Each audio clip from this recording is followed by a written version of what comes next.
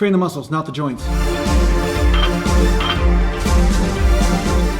So welcome back to Natural Gallant Bodybuilding, and today I'm going to talk to you a little bit about rep speed, and is there some benefit to changing up the rep speed from time to time? Now, I think anything's worth an experiment, and I have experimented with rep speed before in my past, and I've noticed that some of it works for me.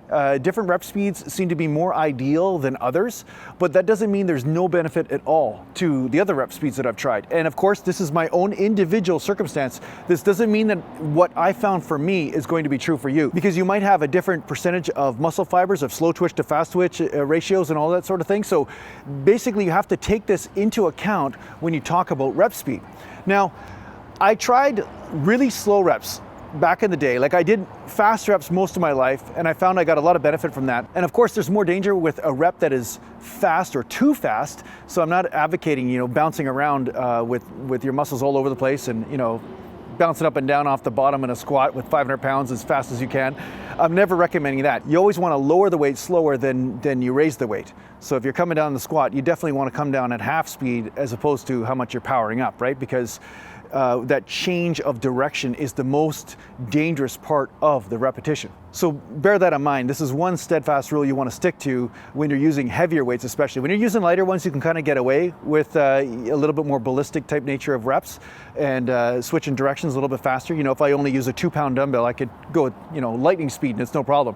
But if I use 500 pounds, there's going to be an issue once I start to try to change direction, right? Because that weight becomes much heavier once you shift direction, because you have to overcome the momentum of the weight. Back in the day, I did some super slow reps and I found that, wow, this is awesome. I got really sore from it. I was doing really slow chins, really slow bench and everything. And I was like, wow, I'm getting some great results, right? Or at least it felt like that because I was getting extremely sore. But I find that the results just diminished after a period of time, and I noticed that I wasn't necessarily holding onto the pump. I was not necessarily gaining in strength, although certain muscles seem to be benefiting, but not as much as with the fast reps for me.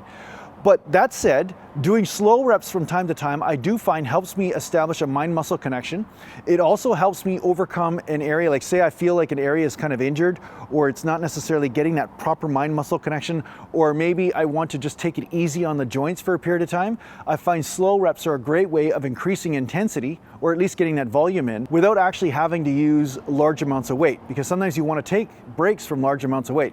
So it's kind of like the same thing with reps. I found that when I was doing sets of 40 or 50 reps, and I still do sets like that from time to time now, but when I was doing sets of 40 to 50 reps, if that's all I did exclusively, I didn't get much of a benefit. I got a good pump for that day, but it's almost like my physique started to kind of go downhill. I started to lose a little bit of muscle from doing that if I did it too much. But if I did that along with doing heavyweight days, then it seemed to accentuate my training, and there was some sort of synergistic effect that happened where I started to gain muscle from it.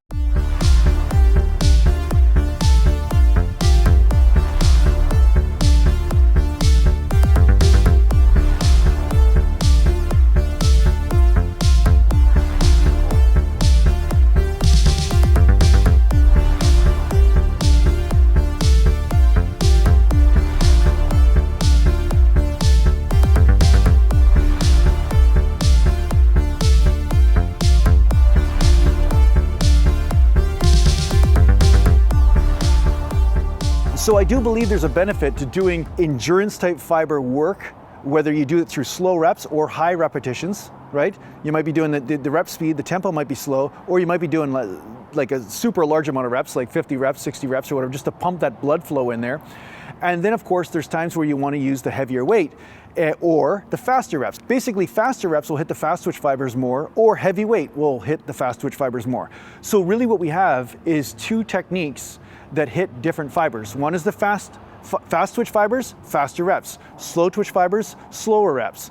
And I find that if you combine these two together, you can actually get some sort of benefit. So try it out. Now, the other thing you might find is that when you do certain exercises seem to lend themselves more to a fast repetition as opposed to a slow repetition. And you might notice that doing slow reps it's almost like counterintuitive in some way, right? Because sometimes there's sticking points that are the overwhelming weak link in the exercise that a little bit of momentum can help you get past, and therefore you can get more intensity on the muscle. So sometimes I find doing super slow reps with certain exercises, you'll notice it might be counterproductive. You might not necessarily get the same pump or the same benefit from them as you do with the faster type movements. But that doesn't mean you shouldn't try. So conduct your own experiment and see. Either way, it's worthwhile to incorporate some slower repetitions into your training from time to time and just see how it feels, and perhaps you just get a monster pump from it, and you might stumble across the perfect technique for you in that. And I knew a guy back in the day, all he did was exclusively really slow reps with lightweight, and just because of his genetics and the way he was built, he grew like a weed from that. Like, that was the best possible training technique for him. He had never had any injuries, and he grew muscle like crazy. Me, I tried to train like him, and it's almost like I started to shrink down. It just didn't seem to work for me. But again, it's always based on the individual, their genetics and muscle fibers and all that kind of stuff. So anyway, I hope this helps you out. I hope this helps you out with your training. Thanks a lot for watching. And if you need to get hold of me, just go to naturalgallantbodybuilding.com. And thanks a lot to the patient supporters. And take care for now. Mountain.